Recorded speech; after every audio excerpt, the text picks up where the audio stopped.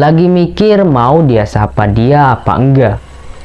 Tiba-tiba kepala wanita itu muter ke belakang. Bang Gege sangat kaget. Itu wajah masih terlihat manusia, tapi rahangnya udah lepas ngegelantung gitu.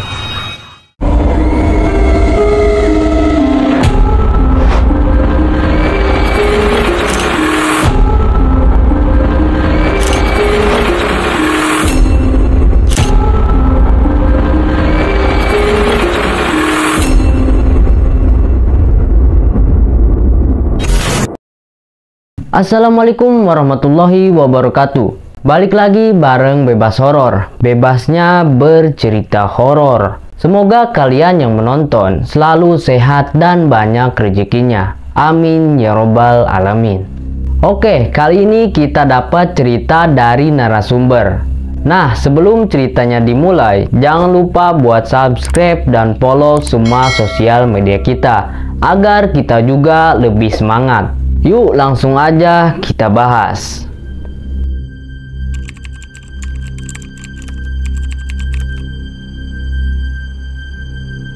Waktu itu Bang Gege kerja di Pantai Indah Kapuk, Jakarta Utara, membangun sebuah rumah mewah senilai 10M.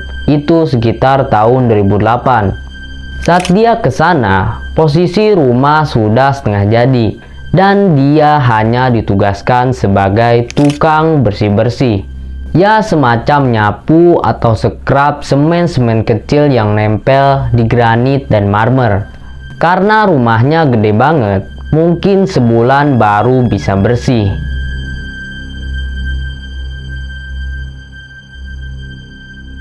Hari pertama kerja Bang Gege bersih-bersih di lantai 3 dan tidak terjadi apa-apa. Dan setelah makan siang, dia nyapuin ruangan besar yang nantinya akan jadi kamar. Di situ ada bathtub dan toilet. Dia nyekrapi semen yang nempel di lantai itu. Nah, di dekat situ ada juga satu bilik yang terbuat dari kaca atau fiber. Dia juga kurang tahu. Tapi itu sedikit transparan. Bentuknya kotak gitu. Buat orang mandilah intinya. Waktu dia sibuk bersih-bersih, tiba-tiba shower itu hidup. Dan dia lihat emang ada orang tengah mandi. Soalnya kan transparan tuh penghalangnya. Dia pada saat itu gak mikir yang mandi itu datang dari mana. Dia hanya pikir itu bos datang dan mandi di situ. Karena dia malu, ya akhirnya keluar ruangan. Gak mikir aneh-aneh sama sekali. Dan dia tuh orangnya pendiam. Gak nanya-nanya ke temen kerja lainnya tentang itu. Apalagi ini hari pertama dan gak kenal juga sama mereka.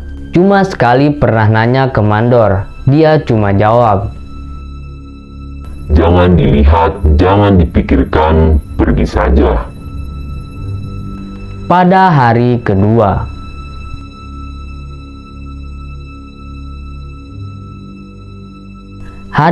itu terjadi lagi dan dia tetap mikirnya bos. Dan tak berpikir sama sekali untuk mengintipnya. Cuek aja dah, gua lu. Gitu pikirannya.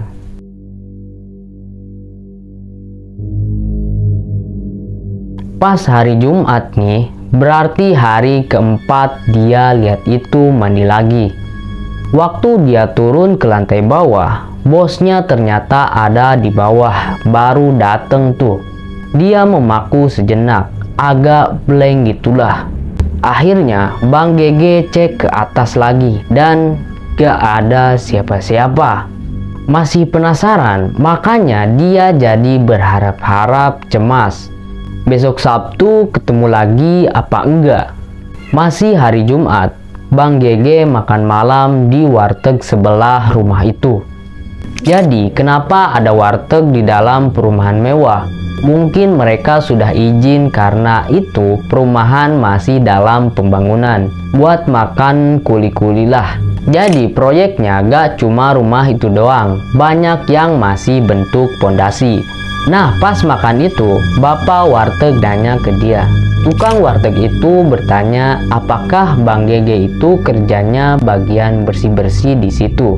Bang Gege itu langsung mengiyakan pertanyaan tukang warteg tersebut. Tukang warteg itu diam gak lanjutin omongannya. Kayak mau ngomong tapi ragu gitu loh. Makanya Bang Gege tanya aja. Kenapa emangnya Pak? Bapak itu tersenyum sebelum ngomong. Gak apa-apa mas, mas ini termasuk betah.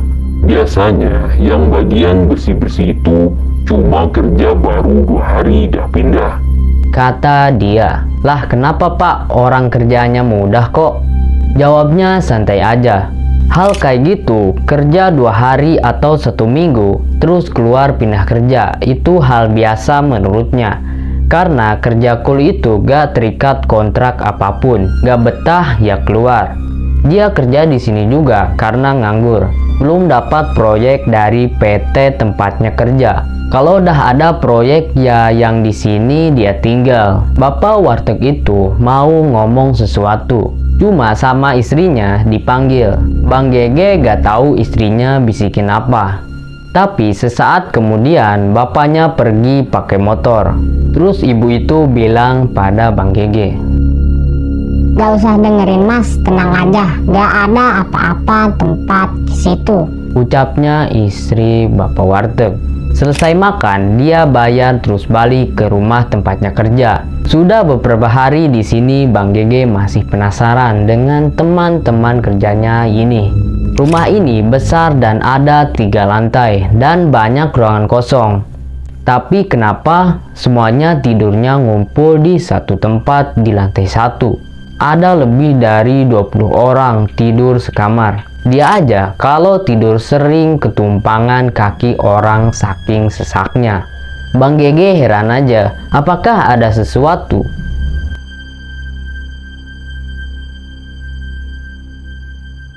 Esoknya dia kerja seperti biasa. Kalau pagi sampai zuhur itu gak ada yang aneh. Nah setelah makan siang, sekitar jam 2-an, ada yang mandi lagi. Sampai dia tahu jadwalnya. Kali ini Bang Gege ingin mengintip untuk mastiin dosa apa enggak ya.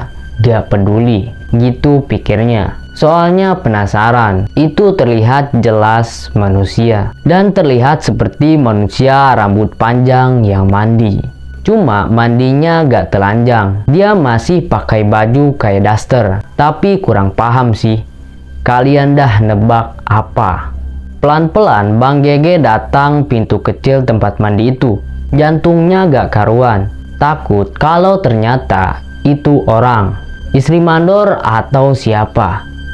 Tapi juga takut kalau itu bukan orang.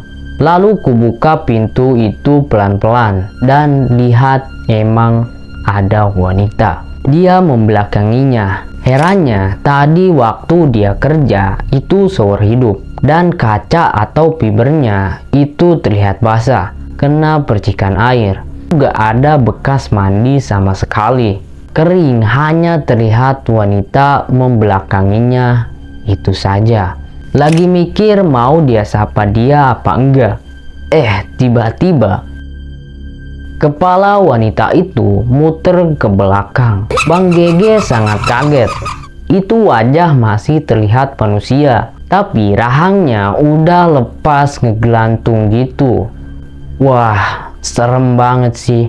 Sontak, dia balik badan langsung lari ke bawah.